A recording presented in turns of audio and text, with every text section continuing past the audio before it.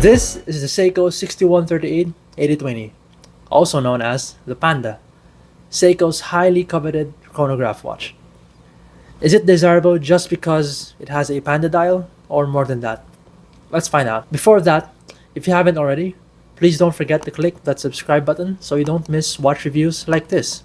Thank you. In the world of watch collecting, Seiko has always been a crowd favorite. They have a variety of watches to choose from that everyone can attain. Every category of watches, from chronographs, divers, and dress watches, they have it all. But the chronograph line, in my opinion, is what I believe to be their most aesthetic line of watches. There is the Seiko UFO, also known as the Yachtsman, the Kakume, which we reviewed, I'll put a link up there. Also, the Seiko Bullhead, which we all know that I put it second place compared to the Citizen Bullheads.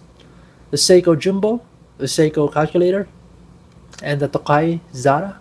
Some of these are extremely rare. And finally, the one we have here, the Seiko Panda.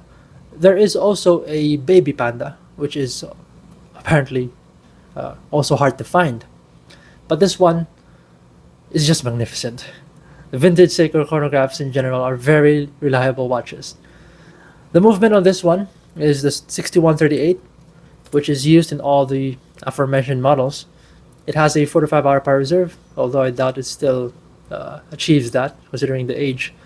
It has 21,600 vibrations per hour, 21 joules if it's a 6138A, or 23 joules if it is a 6138B. Although some models also have 21 joules even if it's a 6138A. Okay, so this watch, as you can see, has two subdials. Below counts up to 30 minutes, and on the top up to 12 hours. As you can see, this watch we have right here has a bracelet, but unfortunately it is not the original bracelet. It is an aftermarket Seiko, which also has a Seiko there. I believe the ones they have has kind of a fishbone design. I'm not sure if that's correct, but I put a picture right here. And I once placed this on a khaki or light brown racing strap, you know, the ones with the circles, and it's leather or synthetic, and it looked like a match made in heaven. You may see online that most would sport this watch on a leather strap. The beauty of this case just bursts out if it's on a strap. If you look closely, the chronograph text is damaged and the dial has this beautiful age look to it, something that aftermarket parts always try to imitate but can never duplicate. The only thing I have done to this watch is the second hand right there. When I got this watch, it was all faded up, and I wanted to have that signature look second hand with the yellow tip. I mean, everything on this watch just works. The mix of that subtle yellow tip and the patina on the dial, it makes it a fun watch to own. Let's be real, Panda dials are most famous because the color combination of the black and white catches the eye instantly. Even one of the most expensive watches ever sold was the Paul Newman Rolex Daytona with the Panda dial. Talk about hype. The Panda trend is still going, still growing.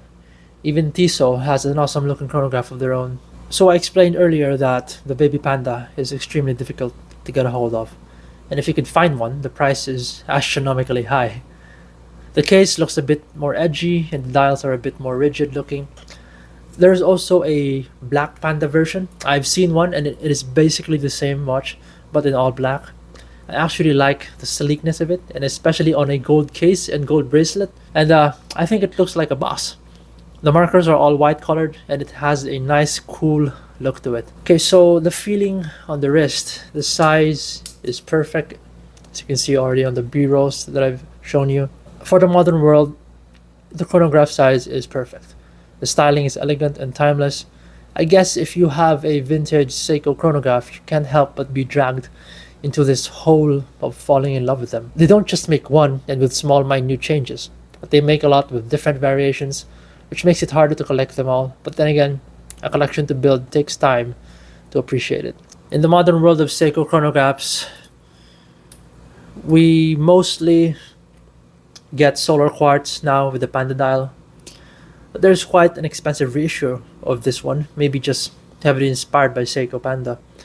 The Seiko SRQ029, which is at a whopping $3,600 with an 8R48 movement, 41mm case size, and it has 3 subdials.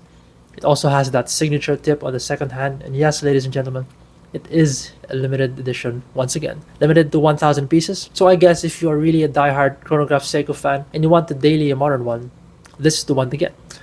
I just happen to be obsessed with dive watches more than the chronos. Anyway, that's all for this video today.